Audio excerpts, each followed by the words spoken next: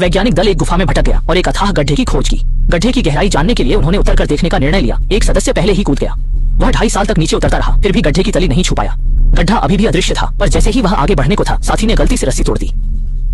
होश में आकर सब गड्ढे की ओर चिल्लाए, पर चाहे जितना पुकारे कोई जवाब न मिला। साथी को बचाने महिला ने सबके मना करने पर भी उतरने का मन बनाया, पर 2000 मीटर पर रस्सी छोटी पड़ गई। सांस लेने से पहले ही वह फिसलकर गिर पड़ी। गिरते हुए महिला ने दीवार से हाथ लगा खुद को संभाला। होश आने पर महिला को पता चला न सिर्फ वह बची थी, बल्कि उसके कपड़े भी नहीं फटे थे। होश में आकर उसने देखा आगे एक रास्ता है। उत्सुकतावश वह भी सावधानी से बाहर निकल गई, पर गुफा के मुहाने पर पहुंचकर उसने साथी को आगे घूरते पाया। जब उसने भी देखा तो सामने के नजारे से दंग रह गई। पता चला भूगर्भ में एक खोखली दुनिया और बाएं कोने में एक विशाल किला था। इस खोज के बाद उन्होंने सबको इसकी खबर दी। जब सब गुफा से बाहर आए तो डॉक्टर ने बताया यह वही पौराणिक पाताल लोक होगा जहां अनगिनत खजाने छिपे हैं। खजाने पाने के लिए सबने हिम्मत जुटाई और किले की ओर बढ़े। जल्द ही उनके सामने एक विशाल कारखाना था। कुछ सोचने से पहले ही सब कारखाने में घुस गए। तब उन्हें एहसास हुआ कि अंदर की चीजें मानव निर्मित लग रही थीं और इससे पहले कि वे कुछ समझ पाते पीछे का दरवाजा बंद हो गया। तुरंत ही बड़ी संख्या में सशस्त्र सैनिक कोने से बाहर आए, जिससे उन्हें यह अंदाजा भी नहीं था कि यह भूमिगत किला नाजी सैनिकों का अड्डा है। साथ ही काले कोट पहने एक अधिकारी भी धीरे धीरे प्रकट हुआ। जैसे ही कुछ लोग उन्हें घूरने लगे, पीछे खड़े डॉक्टर अचानक सामने आ गए, जिससे पता चला कि वह पहले से ही नाजियों के साथ थे।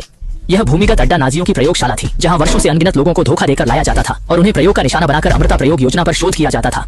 यह सुनकर सभी लोग तुरंत घबरा गए। जैसे ही साथी विरोध करने की कोशिश करने लगे, नाजी अधिकारी ने उन्हें गोली मारकर राख कर दिया।